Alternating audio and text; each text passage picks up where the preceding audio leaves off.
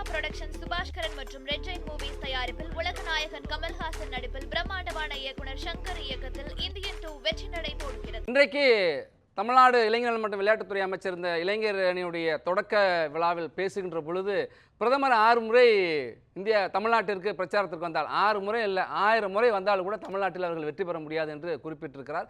தமிழ்நாட்டுக்கான எந்த திட்டங்களையும் பிரத்யேகமாக கொண்டு வரவில்லை, கொடுக்க வேண்டிய நிதியையும் கொடுக்க மறுக்கிறார்கள் என்று சொல்லுகின்ற சூழலிலே 2026 பாஜக தலைமையில் எங்கள் ஆட்சி அமையும்னு நீங்கள் சொல்லிட்டு இருக்கீங்களே, எப்படி சாத்தியம்? அதாவது இந்த புலியை பார்த்து பூனை சூடு போட்டு கொண்டது அப்படின்னு ஒரு பழமொழி உண்டு. அது மாதிரி நாங்க 400 எம்பிக்களை பெற்று 3வது முறையாக ஆட்சிக்கு ஆட்சி அமைப்போம் அப்படின்னு சொல்லிய முழக்கத்தை வழிமொழிவதை போல இப்பொழுது தமிழக முதல்வர் 200 சட்டமன்ற உறுப்பினர்களை பெற்று ஆட்சி அமைப்போம். 220க்கு மேல ஏற்கனவே ஆமா 200 அதாவது ஏற்கனவே நண்பர்கள் பேசினாங்க. ஒரு தயாரிப்பு என்று சொன்னால் அதுல மேனுஃபேக்சரிங் டேட்டும் எக்ஸ்பைரி டேட்டும் இருக்கும், தயாரிப்பு தேதியும் காலாவதி தேதியும் இருக்கும். அது சித்தாந்தங்களுக்கும் பொருந்தும், இயக்கங்களுக்கும் பொருந்தும், மனிதர்களுக்கும் பொருந்தும், உலகத்துல இருக்கிற அக்ரணை பொருட்கள் உயிரினை பொருட்கள் எல்லாத்துக்குமே பொருந்தும். அந்த அடிப்படையில திமுகவுடைய அந்திம காலம் இந்த காலம். திமுக தன்னுடைய லட்சியங்கள், அது அடிப்படையான லட்சியங்கள் என்ன சொன்னாங்களோ, இப்ப திராவிட மாடல் அப்படின்னு சொன்னாங்க. அந்த திராவிட மாடல் தமிழ்நாட்டிலே நீங்க சொல்லுகிற திராவிட மாடலை திராவிட பகுதிகளிலே தலைப்பகுதியாக இருக்கிற ஆந்திராவிலே சொல்ல முடியுமா, தெலுங்கானாவிலே சொல்ல முடியுமா, கர்நாடகாவிலே சொல்ல முடியுமா, கேரளாவிலே சொல்ல முடியுமா? அதனால இந்த திராவிடம் என்பது பொய்த்து போய்விட்டது, அது கதைக்குதவாத வெறும்பேச்சாக போய்விட்டது. ஏன் வேண்டும் இன்ப திராவிடம் என்று அறிஞர் அண்ணா பேசிய காலம் கடந்து காலாவதியாகிவிட்டது.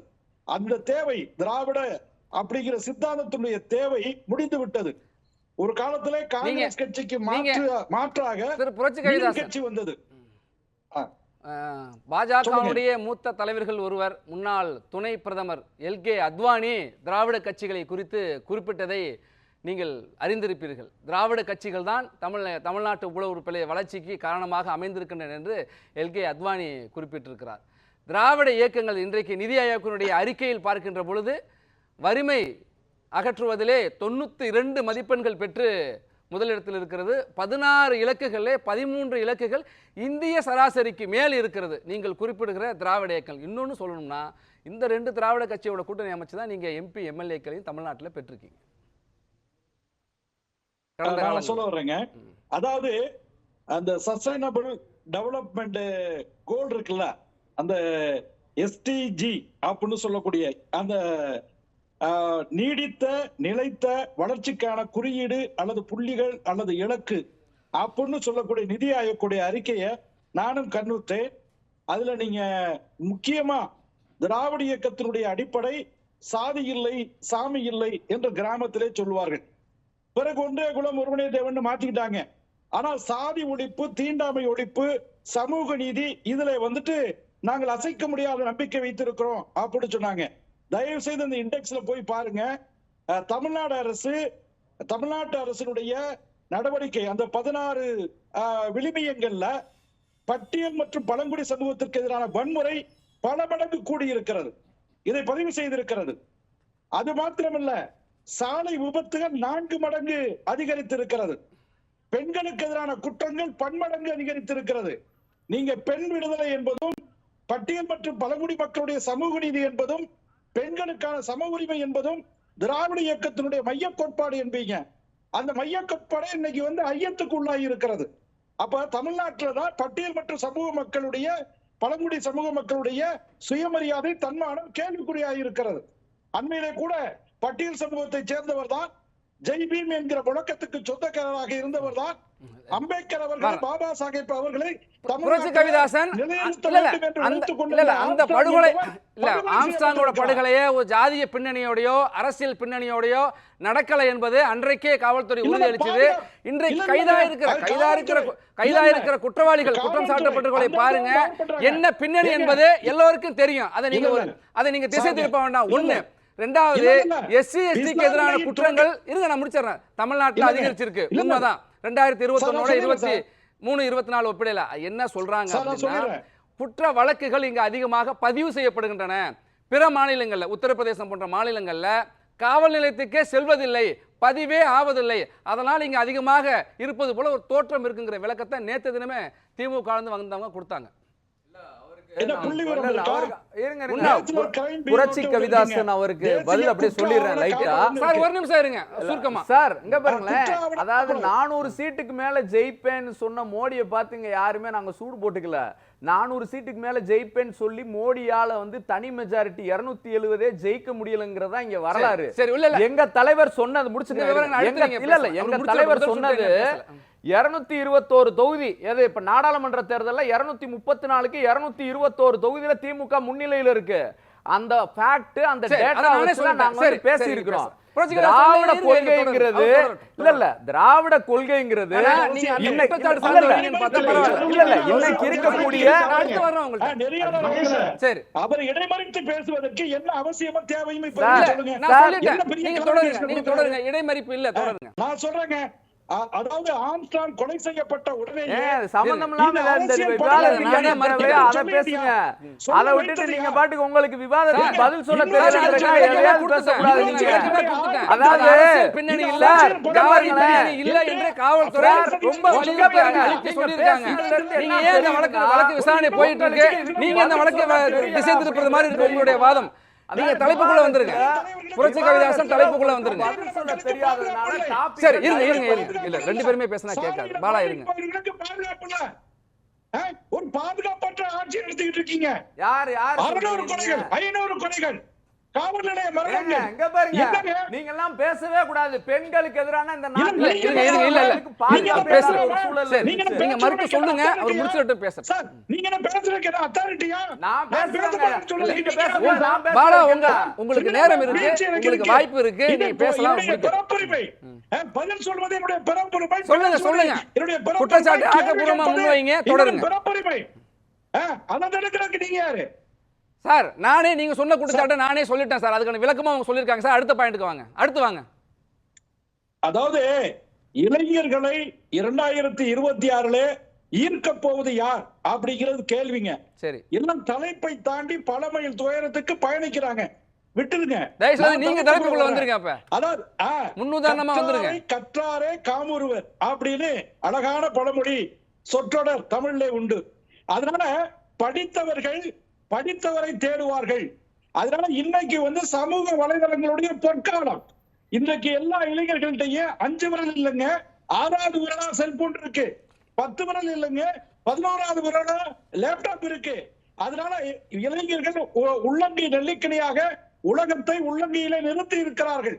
இந்த விஞ்ஞான உலகத்துல, இந்த தகவல் தொடர்பு உலகத்துல இன்னைக்கு யார் சரியானவர் யார் தவறானவர்னு உடனடியாக அவர்களால் கண்டறிய முடியும்.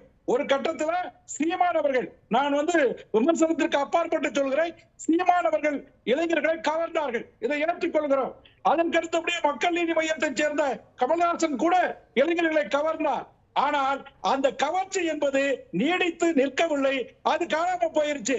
இப்போதைக்கு இளைஞர்களுடைய எழுச்சி நாயகனா தகவல் பெட்டகமாக இருக்கிற புள்ளி விவரங்களை விரலுடையிலே அள்ளி விடுகிற ஆற்றல் மிக்க இளத்தலைவர் அண்ணாமலை அவர்கள் தான் 2026 தேர்தல் நாயகராக இருப்பார். முதல் தலைமுறை வாக்காளர்களை மாத்திரமல்ல, இளைஞர்கள் அத்தனை பேருடைய வாக்குகளையும் அறுவடை செய்யக்கூடிய இயக்கமாக ஆற்றல் மிக்க இளத்தலைவர் அண்ணாமலை IPS அவர்களின் தலைமையில நீங்க சொல்றீங்க. அப்படிலாம் கிடையாது. 2021 அரவக்குறிச்சியில மக்கள் தோற்கடிச்சாங்க, 2024 கோயம்புத்தூர்ல மக்கள் தோற்கடிச்சாங்க. நரேந்திர மோடிங்கிறவர் தமிழ்நாடு 2014 ஜீரோ, 2019 பாலா இருங்க, ரெண்டு பேர் பாலா இருங்க. அண்ணாமலைங்கிறவர் அரவக்குறிச்சி தோல்வி, கோயம்புத்தூர் தோல்வி, எல்லாமே தோல்வி. புள்ளி விவரம்லாம் கிடையாது. நீங்க பேசுனீங்களே இப்ப. சரி சரி, ரெண்டு பேரும் இருங்க. சரி சரி, ரொம்ப நேரமா திரு பாக்கி அவர்களுடைய கருத்தை கேட்கணும். திரு பாக்கியோட திரு பாக்கி யாருடைய கருத்துக்களையும் கேட்டிருக்கீங்க, அரசியல் சார்ந்தவர்கள் சொல்லியிருக்காங்க. நீங்கள் என்னுடைய பணிவான கோரிக்கை சரி பாலா இருங்க, என்னுடைய பணிவான கோரிக்கை கேளுங்க. ரெண்டு பேருமே அமைதி. போட்டுட்டு பாரதிய ஜனதா கட்சியில இருக்கீங்க பாருங்களேன். சரி, என்னுடைய பணிவான கோரிக்கை, என்னுடைய பணிவான கோரிக்கை. அமைதி அமைதி அமைதி. புரட்சிகரதாசன் இருங்க. பாக்கி பாக்கி சரி சரி இருங்க. பாக்கி சரி நன்றி. சரி பேசலாம், அடுத்து பேசலாம் சார், நம்ம அடுத்து பேசலாம். புரட்சிகரதாசன். மூத்த பத்திரிகையாளர் அண்ணன் சொன்னாங்க பாக்கி அவர்கள், அதுல பொலிட்டிசைஸ் அப்படின்னு ஒரு வார்த்தையை சொன்னாங்க. அரசியல் ஆக்கப்படவில்லை அப்படிங்கிறது 100 விழுக்காடு உண்மை. மாறாக டீபொலிட்டிசைஸ் அப்படிங்கிற மாதிரி, டிமாரலைஸ் அப்படிங்கிறது மாதிரி இன்றைக்கு தமிழக இளைஞர்கள் தவறாக டாஸ்மாகை நோக்கி வழிநடத்தப்படுகிறார்கள். தவறாக முன்னாடி பாத்தீங்கன்னா சாராய கொட்டகைகளிலும் சினிமா கொட்டகைகளிலும் தமிழக முதல்வர்களை தீர்மானிக்கக்கூடிய இடங்களாக இருந்தது.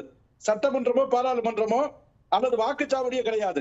சாராய கொட்டகைகளும் ஆரம்ப காலங்களில் சத்ருகன் சின்ஹா போன்ற திரை நட்சத்திரங்கள் பாஜகவில் இருந்திருக்காங்க. அதனால இன்றைக்கு கூலிப்படையாக இளைஞர்கள் மாறிக்கொண்டிருக்கிறார்கள். காரணம் ஒரு கொள்கை மிக்க தலைவர்களை முன்னிறுத்தாதனால கூலிப்படை கலாச்சாரம், சார், இது உங்களுடைய தவறான புரிதல். இளைஞர்களை வந்து ஒட்டுமொத்தமா நீங்க கூலிப்படைன்னு சொல்றது வந்து தப்பு. இதுக்கு மன்னிப்பு கேளுங்க. நீங்க யாரு ஒட்டுமொத்தமா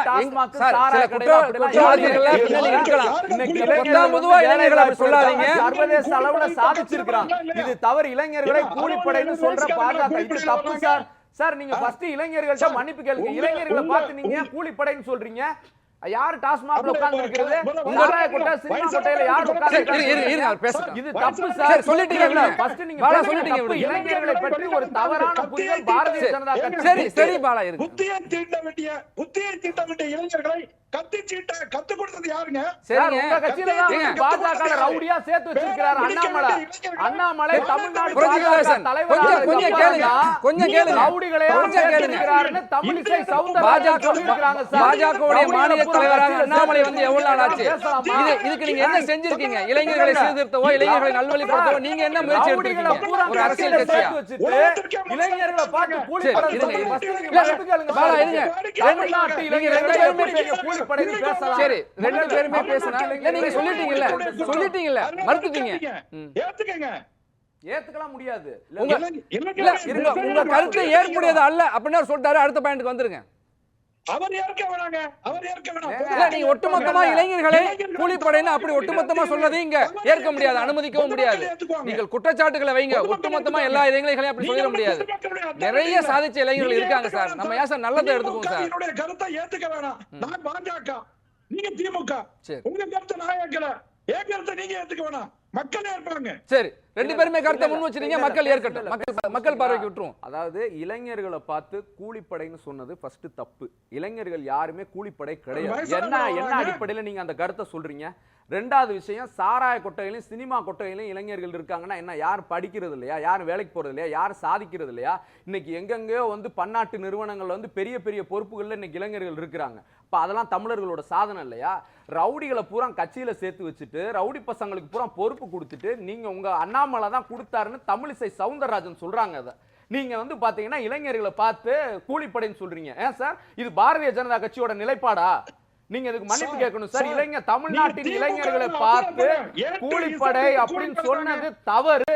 இது வந்து நீங்க மன்னிப்பு கேட்கணும். இதுக்கு நான் கேட்க மாட்டேங்க. கேட்காதீங்க. உங்க கட்சியே அப்படிதானே. சொன்னது நியாயம், நான் சொன்னது உண்மை சார். அது வெள்ளியடை சொல்வது என்பது வேறு, ஒட்டுமொத்தமாகவே இளைஞர்களை கொச்சைப்படுத்துவது என்பது வேறு. அது மக்கள் பார்வைக்கு வைக்கணும். இப்போ மொத்தமாக சொல்லவில்லை. மொத்தமா சொல்லல.